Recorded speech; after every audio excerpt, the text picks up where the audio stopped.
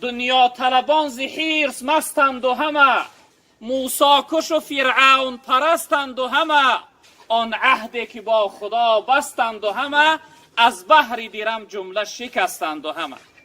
شخصیت هایی که فقط دنیا دیدن، شخصیت هایی که فقط حیات دنیا را اختیار کردن، اونها عهد خدا را شکستگی هستند.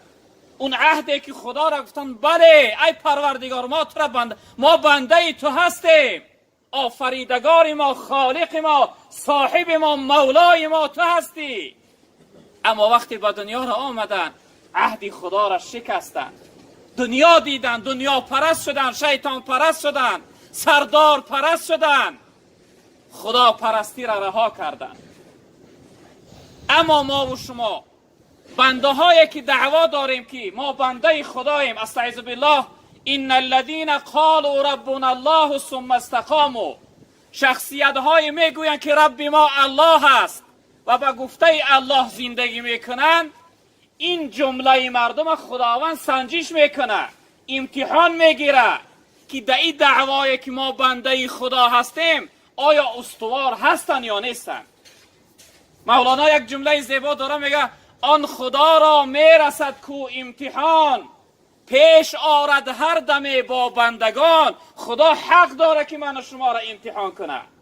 ما در یک کارخانه کار داخل میشویم ما را امتحان میگیرن، ما در یک دانشگاه میخوانیم وقتی دیپلم گرفتن ما را امتحان میگیرن. خدا هم حق داره که ما را امتحان بگیره.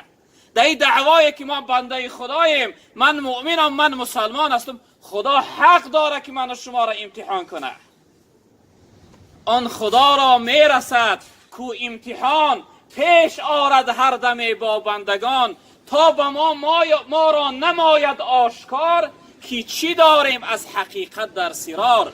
خداوند ما را سنجش میکنه تا که در سینه های ما، در دل های ما چی داریم. ایمان محققی و واقعی است یا اینکه ایمان دروغی است، ایمان یعنی زبانی هست. خدا حق داره برای امتحان کردن بندهاش. به همین خاطر برادران عزیز بزرگوار، از همه امتحان و سنجشی سخت خداوند از پیغمبرها میگیره. ان اشد الناس بلاء الانبیاء ثم الامثل فالامثل. پیغمبر بزرگوار میگه از همه سختترین بلا، از همه زیادترین مشقت، از همه امتحان سختترین به بالای پیغمبرهای خدا را میآید. از همه زیادتر انبیای خدا رنج آزار دیدند. حضرت مولانا یک جمله داره، میگه بلای سعد دون بر انبیا شد، پس از ایشان نصیب اولیا شد.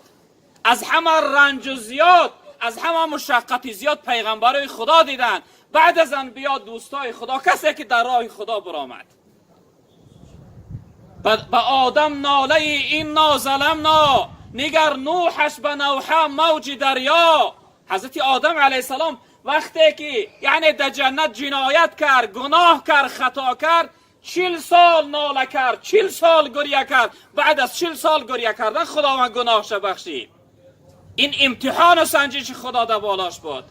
حضرت نوح علیه السلام وقتی که طوفان یعنی درون کشتیمان 6 ماه عذاب کشید در درون کشتیش.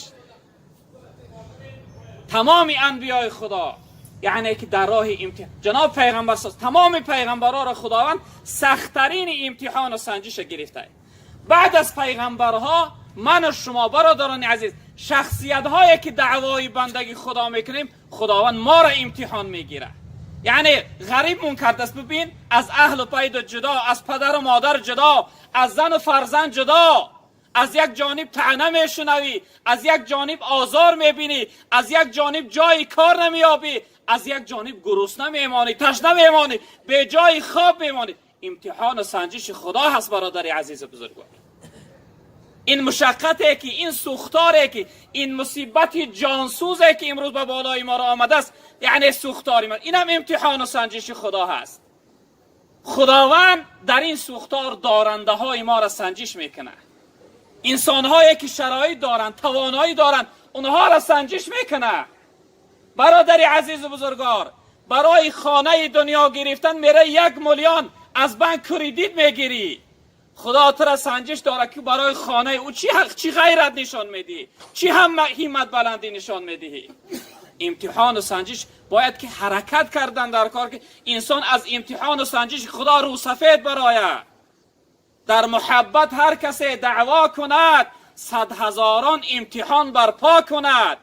کسی دعوای محبت و دوستی الله کرد، خداوند را سنجشش میکنه، امتحانش میگیره. گر بود صادق کشد باری جفا، ور بود کاذب گریزد از بلا. بنده حقیقی خدا باشه این رنج و مشقت به گردن میگیره، اثر میگذرانه. اما اگر بنده دروغی باشه چیکار میکنه؟ میگریزه از بلا. امتحان و سنجش خدا را یعنی که رو سفید نمیبره. و همین خاطر ما و شما برادران عزیز بزرگوار حرکت داشته باشیم که در لحظه های زندگیمون خیلی هوشیار و بیدار باشیم.